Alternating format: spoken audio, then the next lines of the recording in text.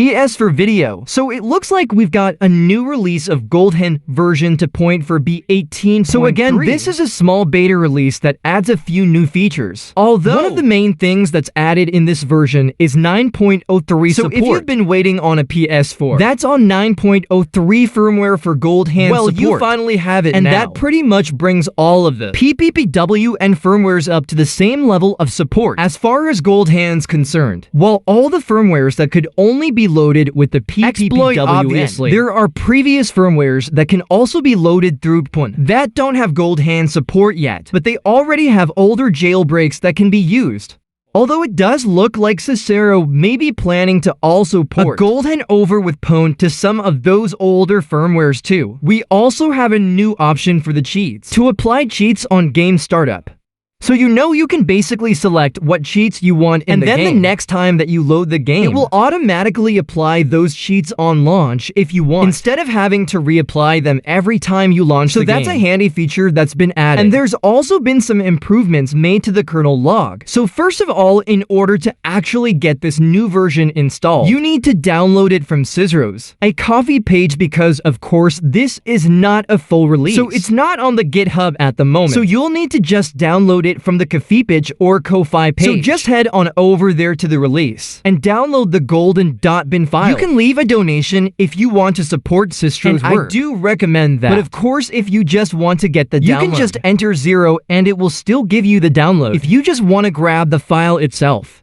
So what you want to do once you get that GoldHEN.bin file, of course, if you're loading it using the PPPW and exploit, you'll need to copy this GoldHEN.bin file to the root of a USB drive that's formatted in FAT or FAT3 to format, and plug that into your PS4. And then load the PUN exploit on your PS4 using whatever method you normally use. Now, if you are doing this for the first time on 9.03 and firmware, whatever device you're using to load the PUN exploit will need to be updated to use the new stage to loader that's been released for 9.03 firmware. If you're using the older one for 9.03, it most likely will not work. So just make sure. If you're using like a Luckbox Pico or a Raspberry Pi, or whatever it is you're using, make sure it's using the updated stage to .bin file for 9.03 so it can correctly load the 9.03 GoldHEN version. You shouldn't have to replace any of the stage to loaders though, if you are loading it on another firmware that already had GoldHEN support. So when you first load the new GoldHEN build from the USB drive, but it will also copy it to the internal hard drive, so that the next time you load the PUN exploit, it will just load it from the internal storage, instead of having to have the USB drive. So that USB drive should no longer be required. It's only required when you're updating at the GoldHEN payload,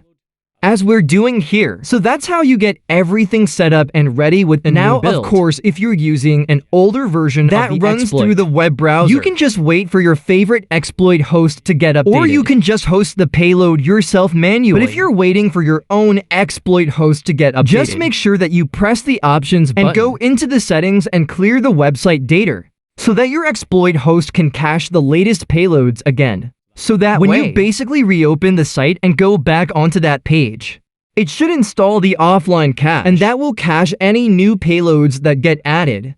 So let's demonstrate the new features that have been added. So first of all, you can find the new cheat option inside the GoldHEN settings.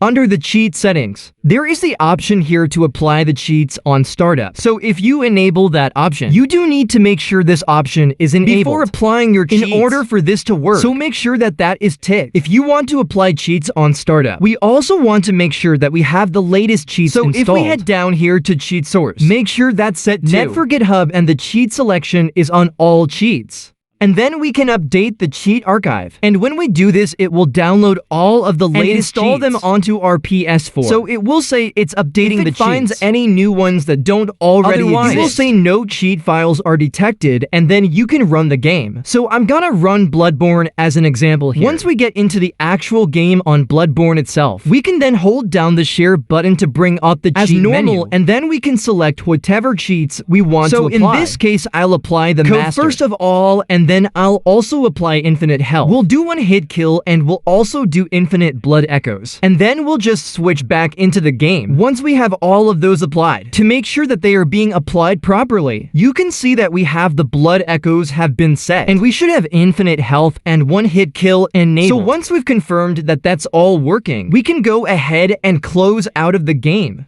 And then we'll just run the game again.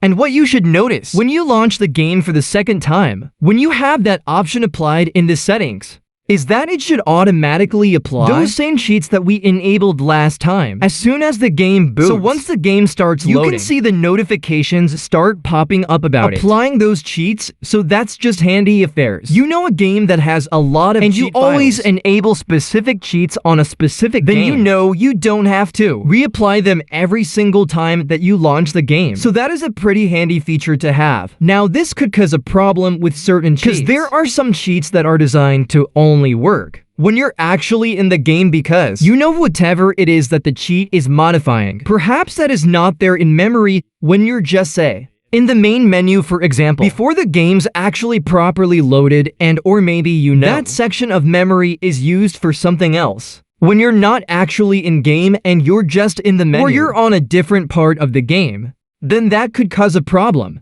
So applying it when the game launches could cause a crash or cause the game to freeze. So that could certainly happen for certain games, but at least for Bloodborne and many other games, it shouldn't be too much of an issue. So as you can see here, this is working just fine. We load into the game and all of the cheats are already applied. And if we hold down the share button, you can see all of the cheats that we had applied before are already applied. For us, we don't have to go and enable them again. So again, just a handy feature to have to improve convenience when using your PS for game cheats. And yeah, just to prove that it's all working, we'll also test one hit kill, and you'll be able to see that, yeah, every time we hit an enemy, they're dying in one hit. So far, so good. It looks like this feature is working as intended. Now, the last change is an improved K-log server, although it doesn't specify exactly what in the K-log has been improved.